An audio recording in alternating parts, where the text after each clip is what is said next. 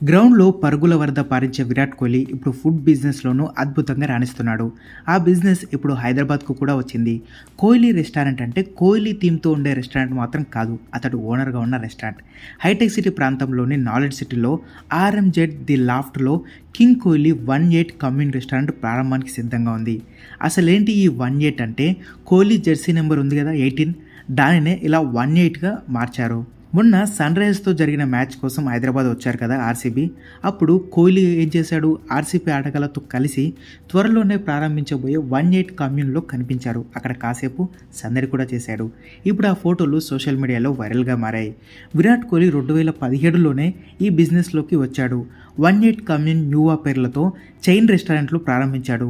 18 commune రెస్టారెంట్లు ఇప్పటికే ఢిల్లీ, ముంబై, పూణే, కోల్కతా, బెంగళూరు సహా అనేక ప్రధాన నగరాల్లో ఉంది. ఆహార ప్రియుల మనసులు దోచుకుంటున్నాయి ఈ రెస్టారెంట్లు.